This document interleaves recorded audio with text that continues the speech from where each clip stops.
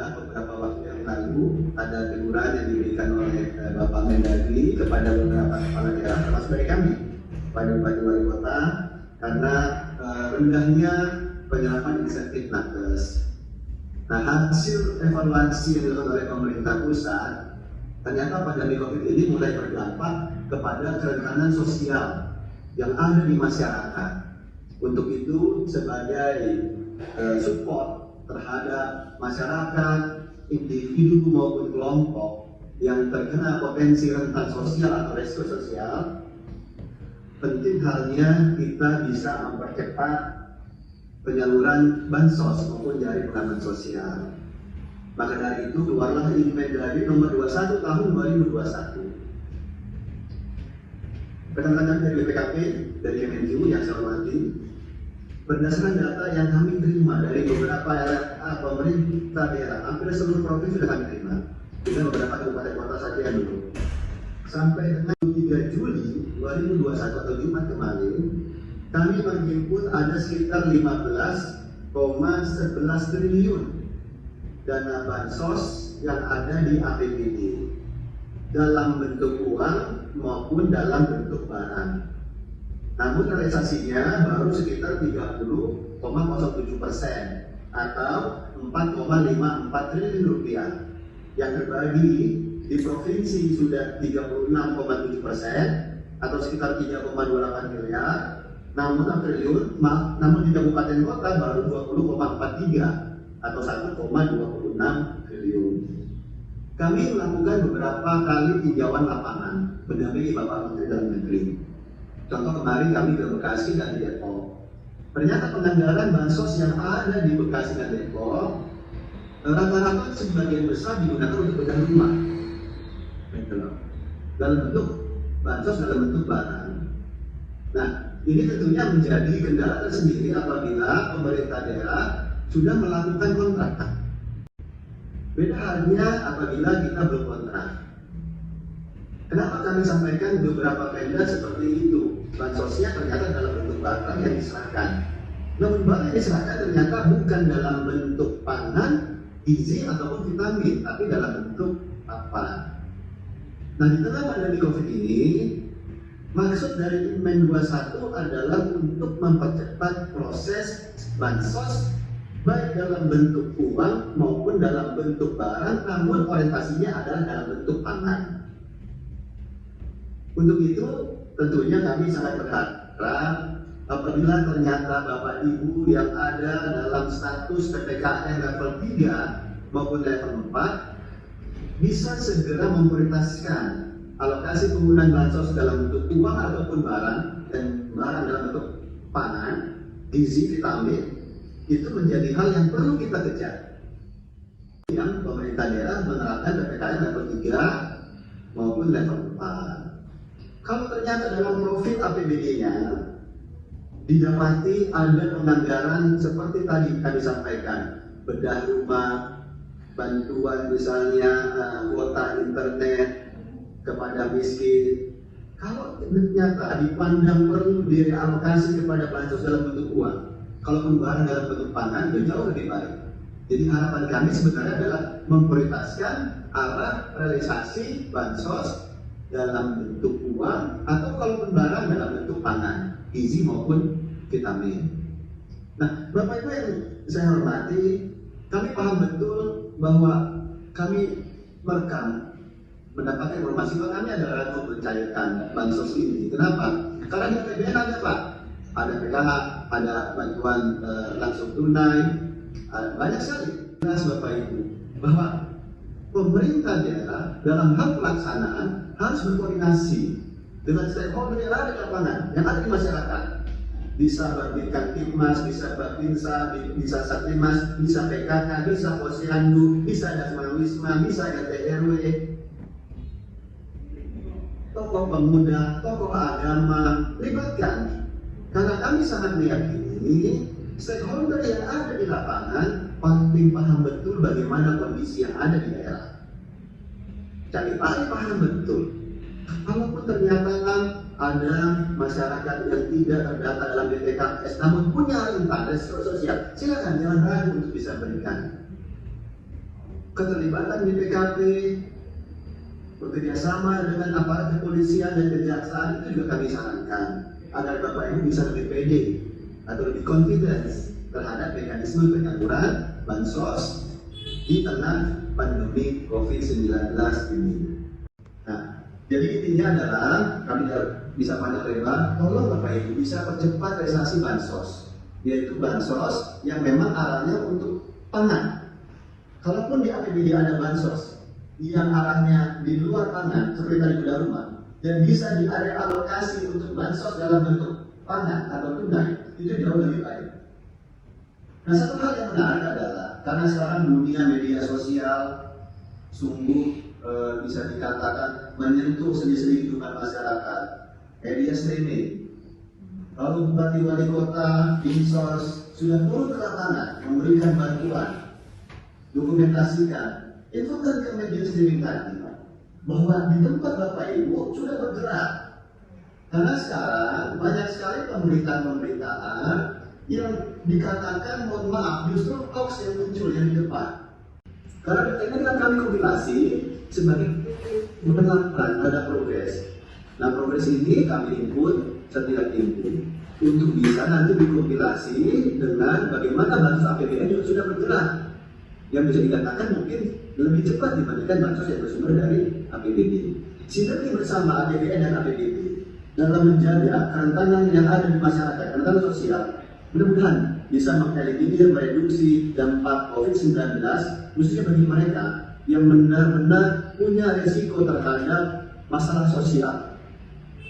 Untuk itu, saya ucapkan terima kasih kepada kawan-kawan kami yang ada di BPKP, yang ada di HKBP maupun di Kementerian Keuangan serta Ijen yang pada kesempatan siang ini ikut bisa memberikan sedikit gambaran kepada pemerintah daerah bagaimana kita bisa mempercepat proses realisasi terhadap bansos maupun dari penanganan sosial.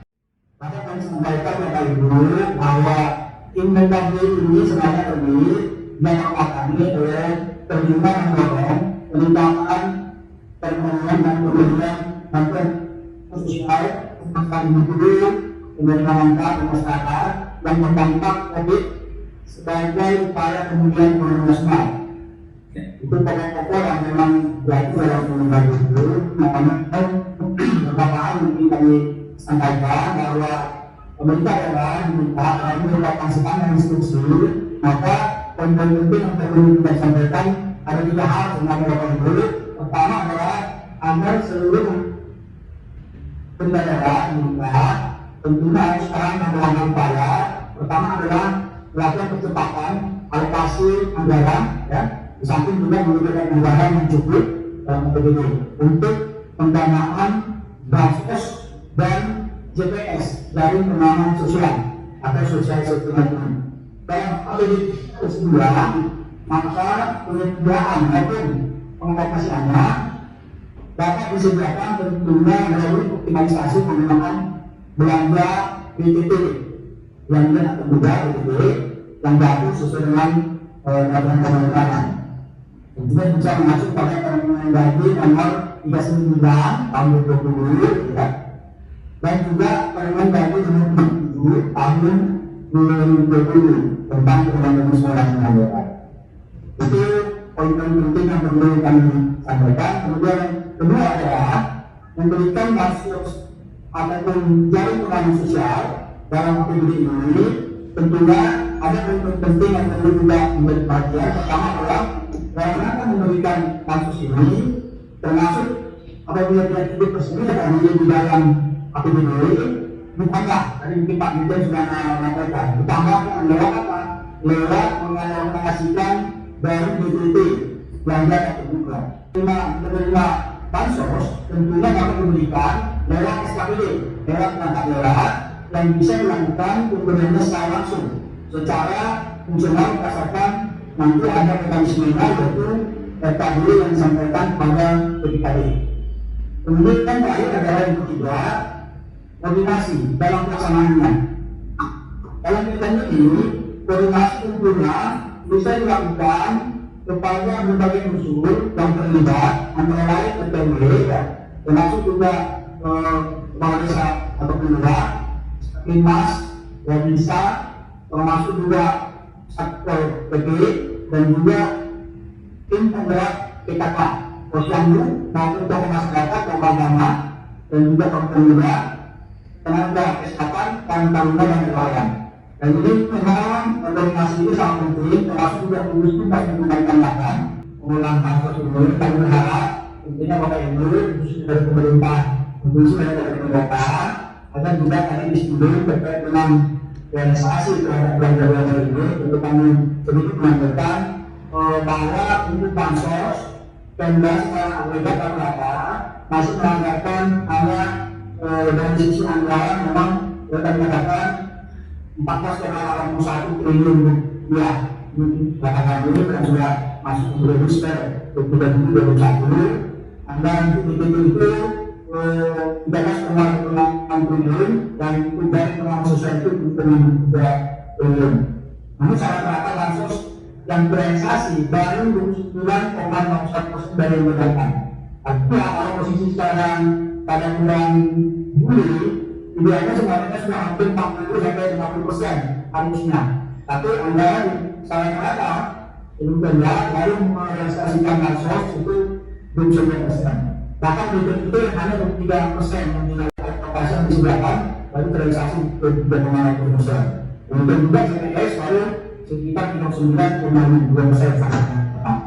Artinya memang perlu ada upaya langkah-langkah untuk melakukan percepatan dalam rangka merealisasikan ini kesimpulannya, sehingga kami berharap tentunya ada pertemuan dan sosialisasi yang kami sampaikan bahwa sosialisasi ini menjadi nomor 21 tahun 2021 ini dan juga instruksi lembaga ini agar seluruh daerah memang berupaya untuk bisa mempercepat realisasi ini.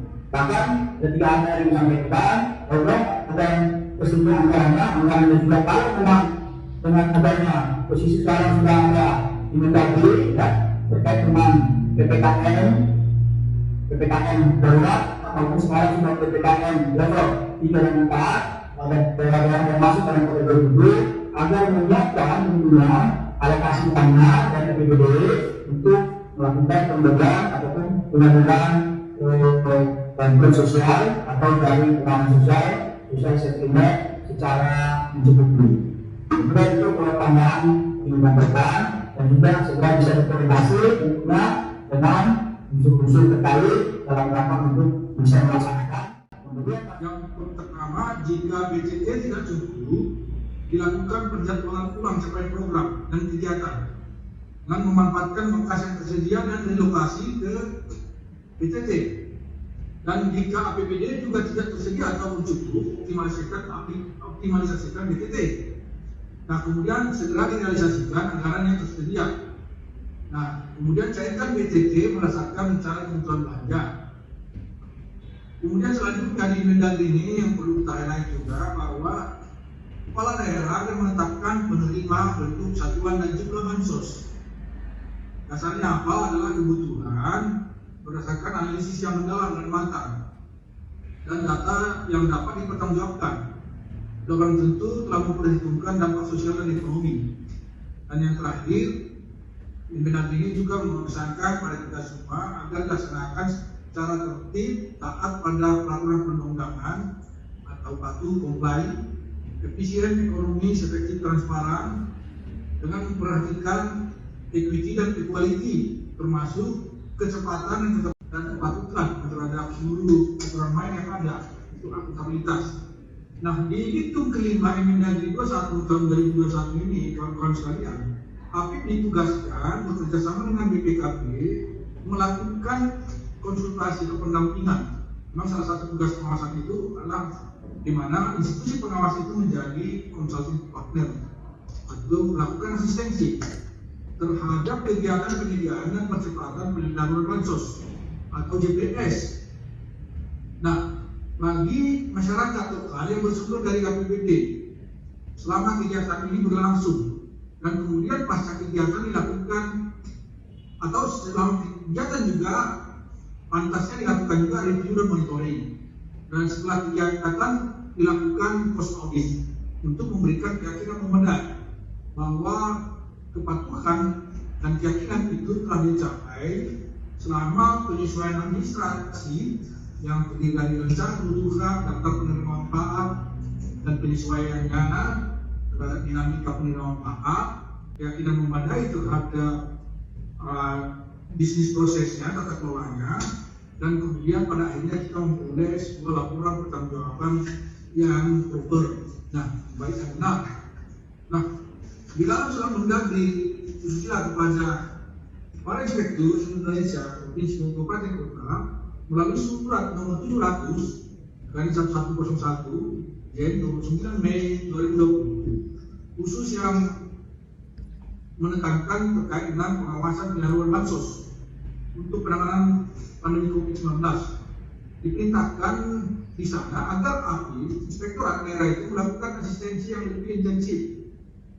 Itu dari malah ya, jadi kita susun work plan kita itu secara sistemik agar entitas kita, OPD pelaksana bansos dan yang terkait itu punya keyakinan yang tinggi, keyakinan memadai terhadap seluruh ketentuan yang dipersyaratkan di dalam pelaksanaan bansos ini. Dari APBN, APBD bahkan di tingkat desa, APBDes dengan fokus sesuai surat Mendagri ini.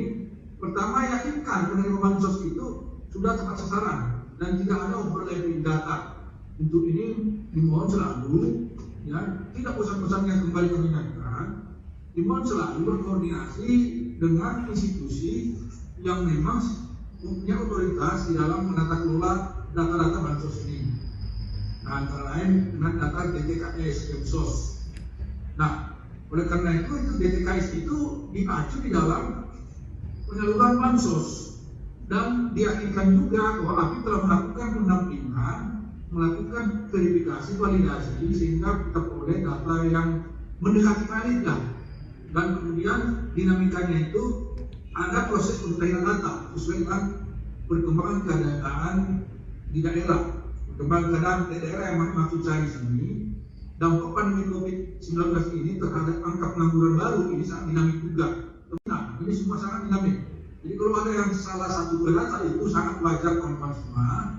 Justru kita yakinkan pengelola data itu bahwa mereka itu telah mematuhi ketentuan-ketentuan yang ada di dalam aturan main tata kelola data. Kemudian API sebagai bentuk fasilitas asistensi harus juga meyakinkan tidak ada pemotongan anggaran dalam penyaluran bansos ini. Kemudian tidak ada politisasi lah. Saya kira kebanyakan kalau saat ini ada politisasi bansos ini, dimanapun itu tidak ditolerir itu. Jadi meskipun ada kejadian-kejadian bahkan itu saat terkait dengan penyalahgunaan bansos, itu kita jadikanlah itu sebagai cambuk bagi kita untuk menata kelola, memperbaiki tata kelola bansos ini. Kemudian API juga di dalam surat Mendagri ini agar juga mengoptimalkan fungsinya, memberikan keyakinan bahwa pengendalian internal telah dilakukan 7 SD Maret lalu tentang pelaksanaan tugas dan fungsi API dalam pengawasan BTT di lingkungan Pemda. Nah, yang pertama untuk melihat kembali baseline data tahun sebelumnya, lakukan evaluasi terhadap realisasi BTT tahun sebelumnya. Ini sebagai baseline untuk perkiraan terhadap BTT tahun berikutnya. Kemudian dalam konteks pemenuhan alokasi BTT, yakinkan bahwa telah tercukupkan anggaran di dalam BTT dan kemudian bahwa alokasi itu telah sesuai dengan kebijakan terkait pengelolaan BTT mulai dari Mendagri bahkan PP maupun undang-undang terkait lainnya atau SSE yang diinisiasi oleh BTT juga. Di dalam penggunaan BTT-nya, pastikan bahwa di dalam pengawasannya telah tercapai kesesuaian penggunaan BTT dengan rencana kebutuhan. Ada satu dua teman yang menanyakan, begitu dalam situasi KIB, nggak mungkin kita lakukan rencana dulu, dan nanti lakukan penyesuaian, tidak masalah. Segenting apapun keadaan, kita harus tetap punya RTP, rencana tingkat pengendalian. Nah, oleh karena itu di dalam penggunaan BTT ini sangat penting kita menata kelola data kita, khususnya rencana kebutuhan dengan kesesuaian penggunaannya. Kemudian yakinkan juga tidak terjadi double accounting dalam penggunaan BTT ini. Khusus untuk pengadaan barang jasa teman-teman, agar dilakukan juga perencanaan pengadaan seiring dengan dinamika yang ada oleh pandemi COVID-19 ini. Jadi supaya inline dengan prioritas kebijakan prioritas pusat, teman-teman APIP kembali saya mohon untuk bekerja keras ya. Saya tahu bahwa keadaan ini sangat sulit bagi kita, tapi pengadaan barang dan jasa ini situasi normal pun ini menjadi salah satu program aksi strategi nasional pencegahan korupsi. Dan di dalam area intervensi, di dalam monitoring kontrol MCP di KPK yang sekarang Kemdagri itu diminta untuk turut mengawal bahwa PBJ ini salah satu area yang rawan korupsi juga. Nah, meskipun saya katakan tadi, ya kebanyakan kalau masih terjadi dari yang inisiasi oleh Tunggal, atau bahkan kalaupun itu belum ada, mohon teman-teman selalu berkonsultasi dengan Dirjen Tunggal, khususnya dengan Profesor Maurits Panjaitan, bagaimana menginisiasi dari sisi penata usahaan anggaran itu untuk PT-nya jika belum mencukupi. Nah, kemudian risiko selanjutnya bahwa kebijakan BTT itu jangan-jangan memang belum pernah ada di tingkat lokal atau tidak pernah dievaluasi. Ini menjadi risiko selanjutnya. Risiko lainnya adalah ketidaksesuaian rencana kebutuhan dengan realitas. Ini yang saya bilang tadi, kalau masalah yang kita hadapi itu datanya dinamik, maka kita juga mengantisipasi mengakomodir itu harus selalu dinamis, terlepas dari sesulit apapun keadaan yang kita hadapi. Kemudian risiko selanjutnya, penerapan daerah ini mencairkan tidak sesuai ketentuan. Risiko mana yang jika tidak dimitigasi, maka ancamannya terhadap pencapaian tujuan kita dalam penanganan BTT ini akan terancam. Nah, dan risiko mana yang tidak begitu signifikan pengaruhnya. Nah, risiko mana pula yang punya pengaruh signifikan dan durasinya atau frekuensinya itu memungkinkan terjadi. Wassalamualaikum warahmatullahi wabarakatuh. Om Santi Santi Santi Om. Salam sehat selalu. Terima kasih.